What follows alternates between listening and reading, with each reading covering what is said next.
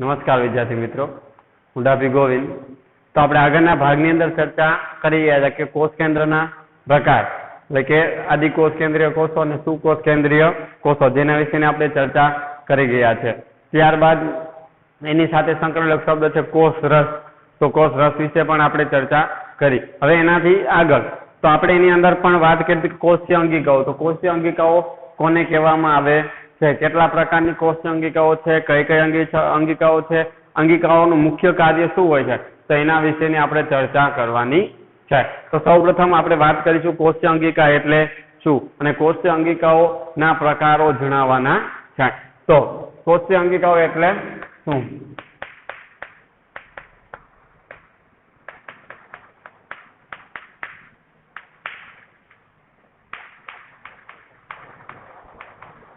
એટલે શું, તેના પ્રકારો જણાવો.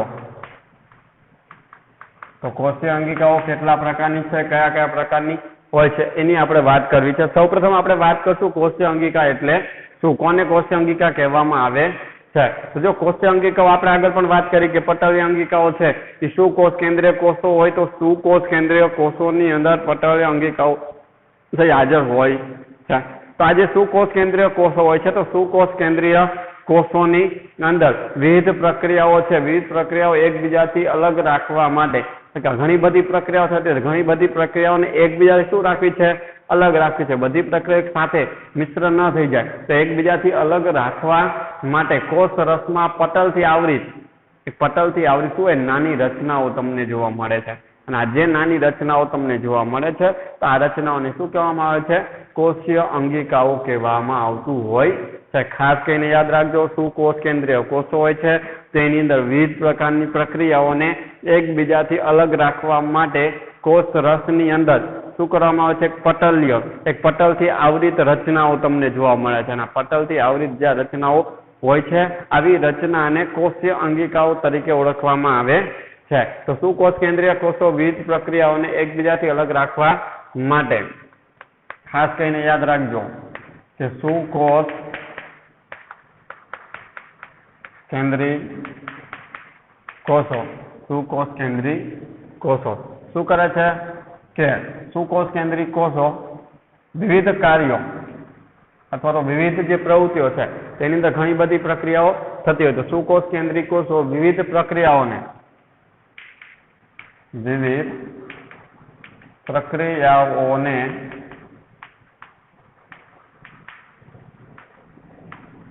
એકબીજાથી અલગ રાખવા માટે, તો આપણે આગળ પણ ચર્ચા કરી કે કોષ હોય છે તો કોષની અંદર ઘણી બધી ક્રિયાઓ થતી હોય છે. દરેકે દરેક ક્રિયાઓને એકબીજાથી શું કરવી છે, અલગ રાખવી છે. અને અલગ રાખવા માટે કોષ રસમાં પટલથી આવરિત અલગ રાખવા માટે કોષ રસમાં પટલથી આવરિત શું થાય છે, નાની રચનાઓ તમને જોવા મળે છે. નાની રચનાઓ હોય છે. શું હોય છે, કોષ રસમાં પટલથી આવરિત આવી નાની રચનાઓ હોય છે. અને આવી જે રચનાઓ જોવા મળે છે ને તેમને કોષીય અંગિકાઓ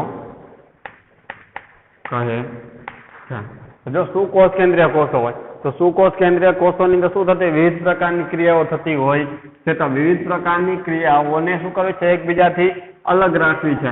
અને અલગ રાખવા માટે કોષ રસ પટલમાં શું હોય છે, કોષ રસમાં પટલથી આવરિત રચના હોય. શું હોય છે, એના ઉપર એક પડ લાગેલું હોય, એક આવરણ હોય. તો આવા પટલથી આવરિત એક નાની રચનાઓ તમને જોવા મળે છે. અને આ જે નાની રચનાઓ જોવા મળે છે, આ રચનાઓને શું કહેવામાં આવે છે, કોષીય અંગિકાઓ તરીકે ઓળખવામાં આવે છે. તો આ હતી કોષીય અંગિકાઓની વાત. હવે કોષીય અંગિકાઓ કઈ કઈ છે, એના પ્રકાર કયા છે? તો કોષીય અંગિકાના પ્રકારો. તો કોષીય અંગિકાઓ છે કેટલા પ્રકારની હોય છે તેની આપણે વાત કરીશું. તો પહેલી આવે છે અંતઃકોષ રસજાળ. અંતઃકોષ રસ ઝાડ. યાદ રાખજો કેટલા પ્રકારની અંગિકાઓ છે અને કઈ કઈ છે. અંતઃકોષ રસ ઝાડ. બીજું આવે છે ગોલ્ગી પ્રસાધન. ગોલ્ગી પ્રસાધન. ત્રીજી હોય છે રિબોઝોમ.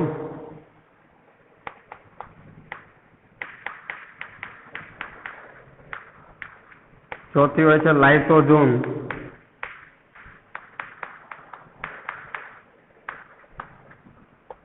પાંચમી હરિત કણ. શું હોય છે? એટલે કણાપ સૂત્ર.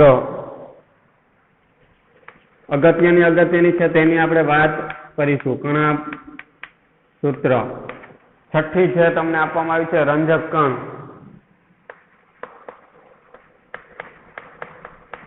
ને સાતમી છે રસધાની. આવી તો ઘણી બધી અંગિકાઓ જોવા મળતી હોય છે. લાઇસોઝોમ છે, રિબોઝોમ છે, આવી ઘણી બધી અંગિકાઓ તમને આની અંદર જોવા મળતી હોય છે. પણ આપણે જે અભ્યાસ કરવાની છે એમાંની આ અમુક અંગિકાઓ તમને અહીં આપવામાં આવેલી છે. તો અંતઃકોષ રસ ઝાડ છે, ગોલ્ગી પ્રસાધન, રિબોઝોમ, લાઇસોઝોમ, કણાપસૂત્ર, રંજક કણ, રસધાની. તો આવી અંગિકાઓનો આપણે અહીંયા શું કરવાનો છે? અભ્યાસ કરવાનો છે. અને એમાંની જે પહેલી જ અંગિકા છે અંતઃકોષ રસ ઝાડ, જેની આપણે ચર્ચા અત્યારે અહીંયા કરીશું કે અંતઃકોષ રસ ઝાડ છે એ કોને કહેવામાં આવે છે અને એ કેવી રીતના કાર્ય કરે છે એની આપણે વાત કરવી છે. તો સૌ પ્રથમ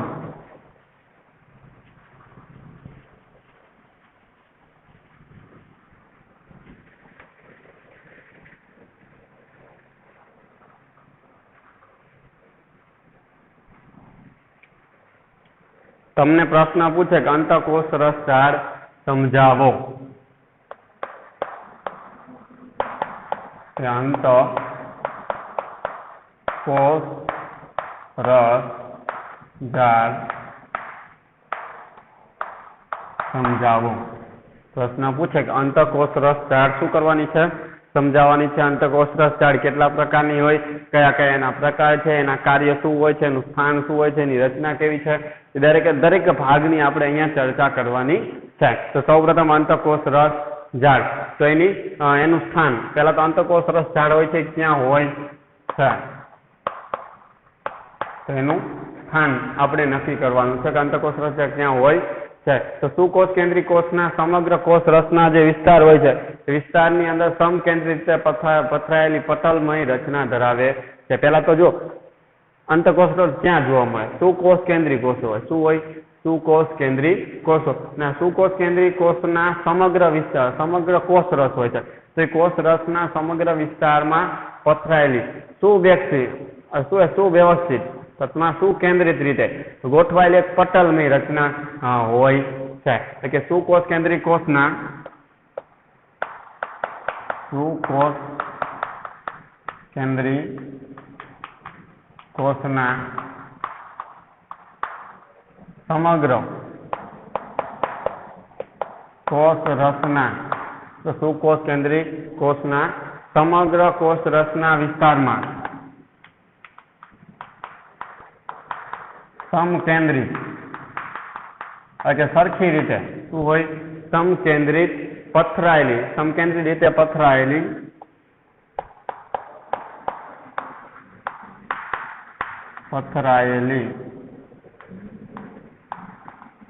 પટલમય રચના છે. તો પહેલાનું સ્થાન ક્યાં હોય? સુકોષ કેન્દ્રી કોષનો જે કોષ રસ છે તો કોષ રસની અંદર સમકેન્દ્રિત રીતે પથરાયેલી પટલમય રચના છે. એટલે ટૂંકમાં આપણને ખબર પડી જાય કે સુકોષ કેન્દ્રી કે અંતઃકોષ રસ ઝાડ છે એ સુકોષ કેન્દ્રી કોષના કોષ રસમાં હોય. કેમાં હોય? કોષ રસમાં હોય છે. અને એક વ્યવસ્થિત રીતે પથરાયેલી, સમકેન્દ્રિત રીતે પથરાયેલી એક પટલમય રચના છે. ટૂંકમાં એના ઉપર એક આવરણ તમને ચડાયેલું જોવા મળતું હોય છે. આ તેની સ્થાનની વાત. હવે આપણે એની વાત કરશું, એની રચનાની વાત કે કેવી રચના ધરાવે છે, એનો આકાર કેવો હોય છે એની વાત છે.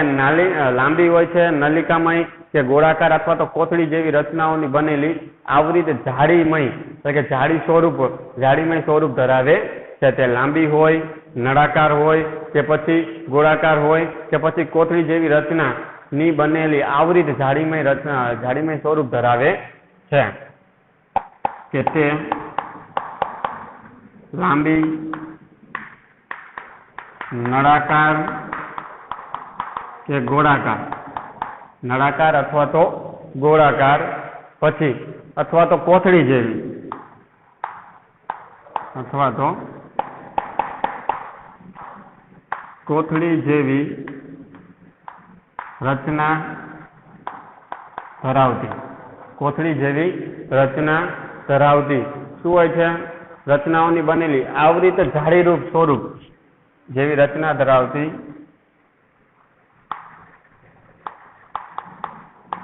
આવૃત જાળીમય સ્વરૂપ ધરાવે છે. યાદ રાખજો, તે લાંબી હોઈ શકે, નળાકાર કે ગોળાકાર અથવા તો કોથળી જેવી રચના ધરાવતી આવૃત જાળીમય, આવૃત હોય આવરણથી, પટલીય આવરણથી આવૃત હોય એવી જાડી સ્વરૂપ શું કરે છે? રચના ધરાવતી હોય છે. અંતઃકોષરસ ઝાડની પટલીય સંરચના કોષરસ પટલ છે. આગળ આપણે કોષરસ પટલ વિશે વાત કરી તો કોષરસ પટલની જેવી સંરચના હોય છે એના જેવી સંરચના કોણ ધરાવે છે? અંતઃકોષરસ ઝાડ. તમને એક માર્ક્સના પ્રશ્નમાં પણ પૂછાઈ શકે કે અંતઃકોષરસ ઝાડની સંરચના કોને મળતી આવે છે? તો અંતઃકોષરસ ઝાડની સંરચના હોય છે કોષરસ પટલને મળતી આવતી હોય છે. અંતઃકોષરસ ઝાડની શું હોય છે? પટલીય સંરચના કે અંતઃકોષરસ ઝાડની પટલીય સંરચના કોષરસ પટલને મળતી આવે છે અથવા સમાન હોય છે. અંતઃકોષરસ ઝાડની પટલીય સંરચના હોય છે એ કોષરસ પટલને મળતી આવતી હોય છે. હવે જો અલગ અલગ કોષો હોય તો અલગ અલગ કોષની અંદર અંતઃકોષરસ ઝાડની જે રચના હોય છે એ પણ કેવી જોવા મળે છે? અલગ અલગ જોવા મળે છે. એટલે કે વિભિન્ન કોષોમાં અંતઃકોષરસ ઝાડની રચનામાં વિવિધતા જોવા મળે છે. જે ભિન્ન કોષોમાં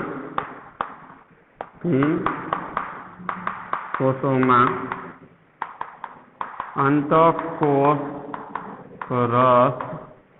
ઝાડની રચનામાં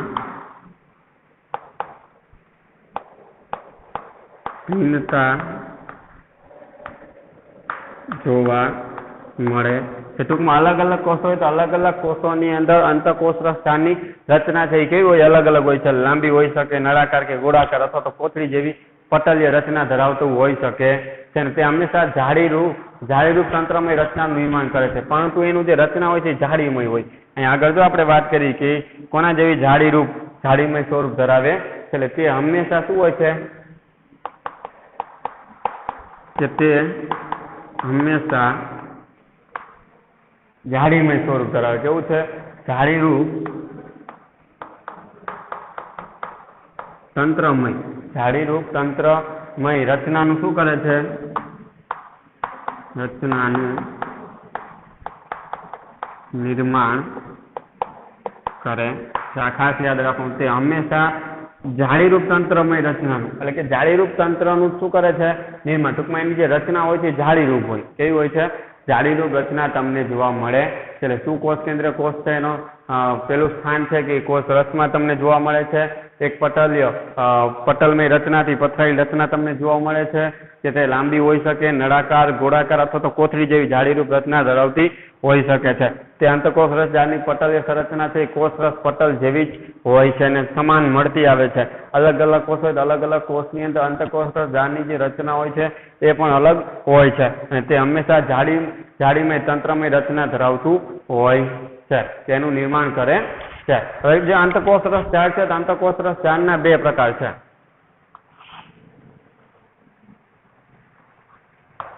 કે અંતઃકોષરસ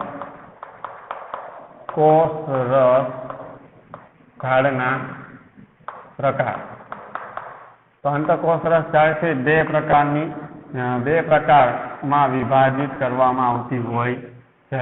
અંતઃકોષરસ ઝાડ છે બે પ્રકાર ધરાવે છે. એમાં જે પહેલો જ પ્રકાર છે જેને આપણે કહેતા હોય ખરબચડી અથવા તો કણિકામય.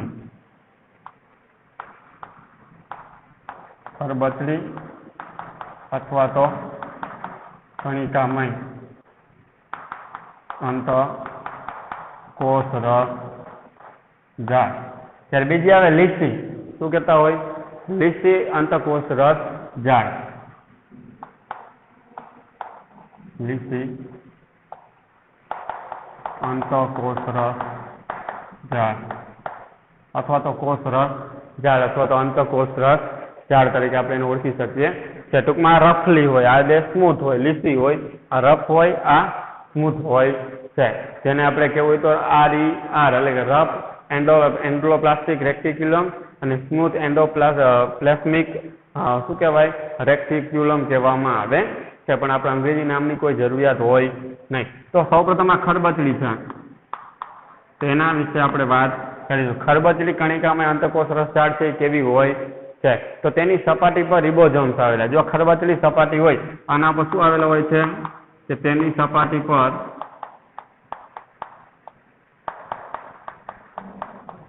રિબોઝોમ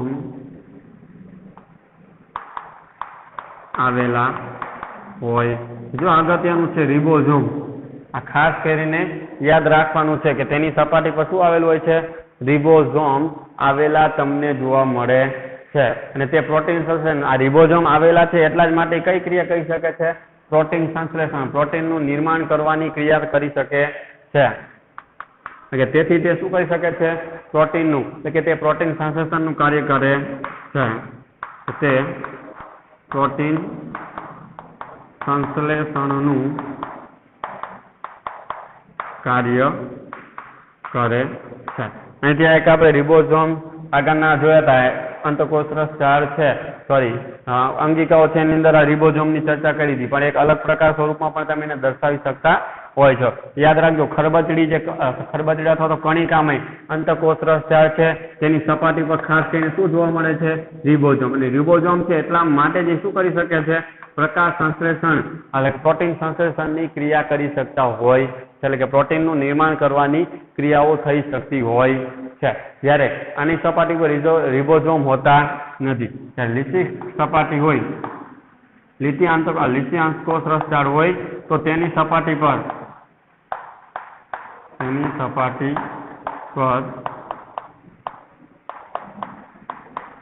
રિબોઝોમ હોતા નથી. એટલે કે રિબોઝોમની શું હોય છે? ગેરહાજરી હોય છે. અને એની અંદર રિબોઝોમ હાજર નથી હોતા એટલા જ માટે તે લિપિડ અને સ્ટીરોઇડ સંશ્લેષણ કરવામાં મદદરૂપ થાય છે. અને એટલા જ માટે તે શેનું સંશ્લેષણ કરી શકે છે? તે લિપિડ અને સ્ટીરોઇડનું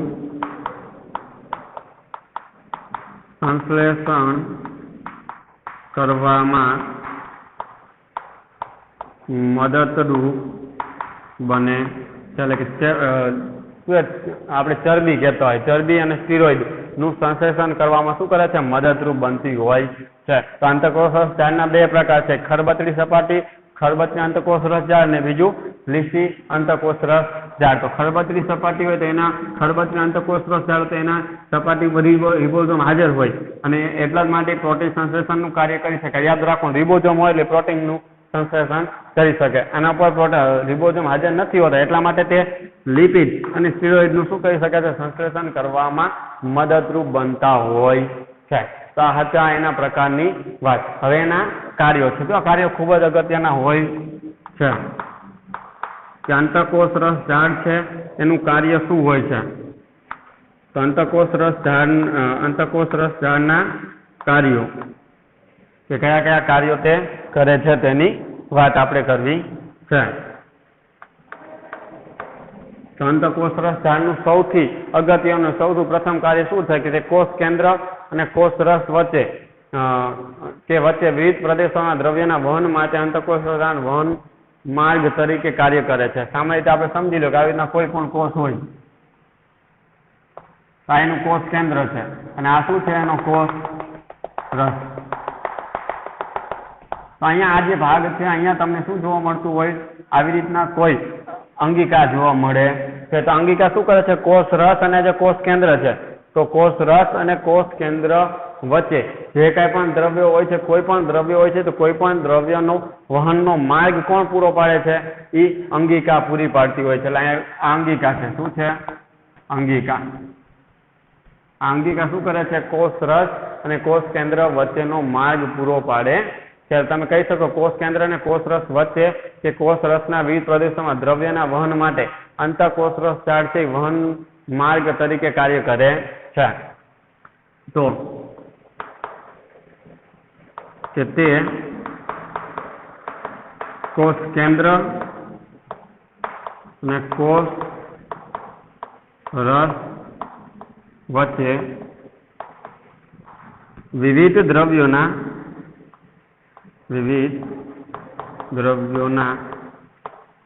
વહન માટેનો માર્ગ પૂરો પાડે છે. કે તે કોષ કેન્દ્ર અને કોષ રસ વચ્ચે કે આ કોષ કેન્દ્ર છે અને આ કોષ રસ આ બંને વચ્ચે જે કંઈ પણ દ્રવ્યનું વહન થતું હોય તો એ દ્રવ્યના વહન માટે શું કરે છે? માર્ગ પૂરો પાડે છે. ટૂંકમાં એનું વહન કરવામાં શું કરે છે? એને મદદરૂપ થતા હોય છે.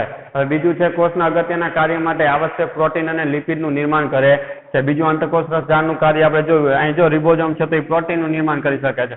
અંતઃકોષ રસ ઝાડ છે તો એ લિપિડનું નિર્માણ કરી શકે છે. પ્રોટીન અને લિપિડનું નિર્માણ કરવા માટે પણ શું હોય છે? તે અગત્યના હોય છે. એટલે કહી શકાય કોષના અગત્યના કાર્ય તરીકે કે કોષમાં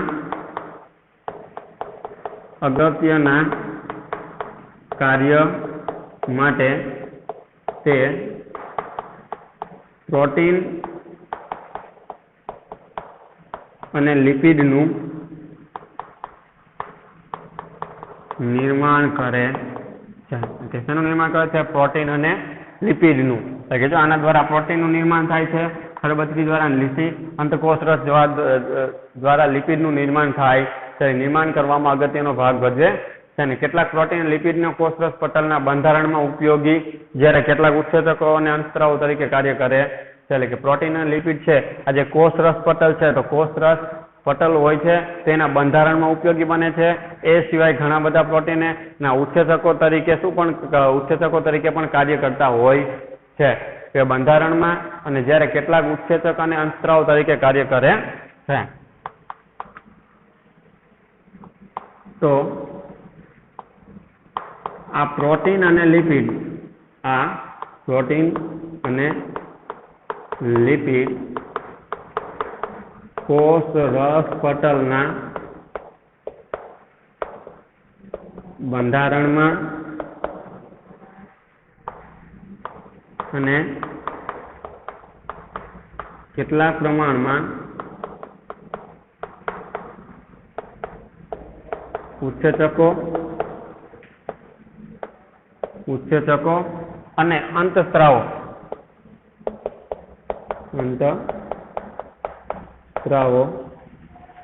તરીકે કાર્ય કરે છે. યાદ રાખવાનું આમાં ઘણા બધા જે પ્રોટીન અને લિપિડ હોય છે એ જે કોષરસ પટલ બને છે. તો આ કોષરસ પટલનું બંધારણ બનાવવા માટે પણ ઉપયોગી છે ને ઘણા બધા પ્રોટીન અને લિપિડ હોય છે એ અંતસ્ત્રાવો તરીકે અથવા તો ઉત્સેચકો તરીકે શું કરતા હોય છે? કાર્ય કરતા હોય છે. અંતસ્ત્રાવો અને ઉત્સેચકો તરીકે પણ એ કાર્ય કરતા હોય છે. ત્યારબાદ કે કોષની કેટલીક જૈવ રાસાયણિક પ્રવૃત્તિઓ માટે અંતઃકોષરસ ઝાડ છે કોષ રસીય બંધારણીય સપાટી પૂરી પાડે છે. એટલે ઘણી બધી પ્રવૃત્તિઓ થતી હોય છે કે ઘણી બધી કોષ રાસાયણિક પ્રવૃત્તિઓ માટે અંતઃકોષરસ ઝાડ છે શું કરે છે? તો એ અંતઃકોષરસ ઝાડ છે બંધારણીય સપાટી પૂરી પાડે છે કે કોષની કેટલીક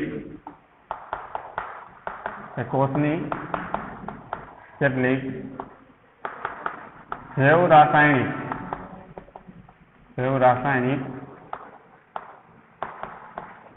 પ્રવૃત્તિઓ માટે અંતઃકોષરસ ઝાડ શું કરે છે? બંધારણીય સપાટી પૂરી પાડે છે. આ ખાસ કરીને યાદ રાખવાનું કોષની અંદર જો ઘણી બધી રાસાયણિક પ્રક્રિયા થતી હોય, જેવ રાસાયણિક પ્રક્રિયાઓ થતી હોય તો આ રાસાયણિક પ્રક્રિયાઓ માટે અંતઃકોષ રસ ઝાડ છે એ શું કરે છે? બંધારણીય સપાટી, ટૂંકમાં એને સપાટી, બંધારણ સ્વરૂપમાં સપાટી શું કરે છે? એને પૂરી પાડે છે, કે બંધારણીય સપાટી પૂરી પાડતી હોય છે. આ પણ એક અગત્યની બાબત છે.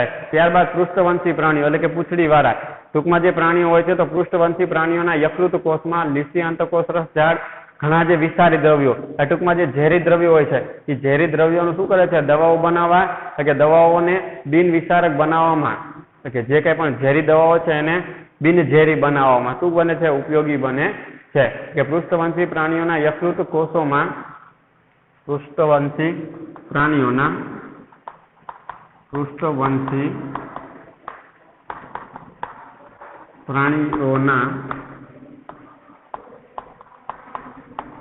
યકૃત કોષોમાં અથવા તો યકૃતમાં, યકૃત જે કોષો હોય છે તો યકૃત કોષોમાં લીસી અંતઃકોષ રસ ઝાડ, જો પૃષ્ઠવંશી પ્રાણીઓના યકૃત કોષોમાં લીસી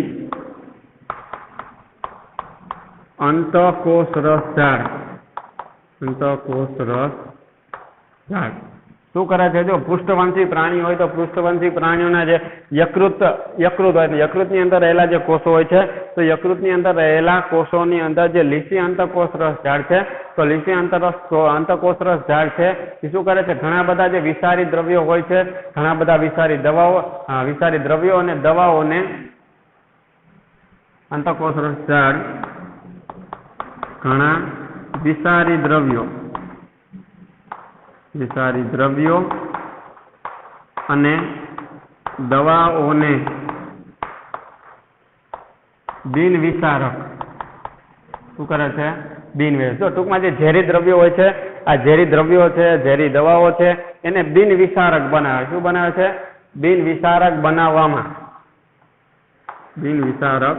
બનાવવામાં અગત્યની ભૂમિકા ભજવે છે. આ ખાસ કહીને અગત્યનું છે, મોસ્ટ આઈમ્પી બાબત છે યાદ રાખવાની, કે જે લીસી અંતઃકોષ રસ ઝાડ છે, લીસી અંતઃકોષ રસ ઝાડનું કામ શું હોય? તો લીસી અંતઃકોષ રસ ઝાડ છે એ પૃષ્ઠવંશી પ્રાણીઓ છે તો પૃષ્ઠવંશી પ્રાણીઓના યકૃતના જે કોષો છે એની અંદર શું કરે છે? જે ઘણા બધા વિષારી દ્રવ્યો હોય, ઘણી બધી દવાઓ હોય તો વિષારી દ્રવ્યો અને દવાઓને શું બનાવે છે? બિનવિષારક બનાવે છે, ટૂંકમાં બિનઝેરી બનાવે છે. અને બિનઝેરી બનાવવામાં લીસી અંતઃકોષ રસ ઝાડ છે એ ખૂબ જ અગત્યનો ભાગ ભજવતી હોય છે. તો આ હતા શું છે? અંતઃકોષ રસ ઝાડના કાર્યો, કે તે કોષ કેન્દ્ર અને કોષ રસ વચ્ચે વિવિધ દ્રવ્યોના વહન માટેનો એક માર્ગ પૂરો પાડે છે. બીજું, કોષમાં અગત્યના કાર્ય માટે તે પ્રોટીન અને લિપિડનું નિર્માણ કરે છે. આ જ પ્રોટીન અને લિપિડ છે એ કોષ રસ પટલના બંધારણમાં અને કેટલાક જે લિપિડ અને પ્રોટીન હોય છે એ અંતસ્ત્રાવો તરીકે, ઉત્સેચકો તરીકે પણ કાર્ય કરતા હોય છે. કોષની કેટલીક જૈવરાસાયણિક પ્રવૃત્તિઓ માટે અંતઃકોષ રસ ઝાડ શું કરે છે? બંધારણીય સપાટી પૂરી પાડે. જ્યારે પૃષ્ઠવંશી પ્રાણીઓ હોય છે યકૃત કોષોમાં લીસી અંતઃકોષ રસ ઝાડ હોય છે ને એ ઘણા બધા વિષારી દ્રવ્યો છે, દવાઓ છે એને શું બનાવે છે? બિનવિષારક બનાવે છે. અને બિનવિષારક બનાવવામાં ખૂબ જ અગત્યનો ભાગ ભજવતા હોય છે. તો આ હતી અંતઃકોષ રસ ઝાડના સ્થાન વિશે, રચના છે, એના પ્રકાર છે, એના કાર્યો છે, એના વિશેની વાત. ખૂબ જ અગત્યની બાબત છે અંતઃકોષ રસ ઝાડ. હવે પછીની જે બીજી અંગિકા છે એના વિશે આપણે આગળના વિડીયોની અંદર ચર્ચા કરીશું. જય હિન્દ.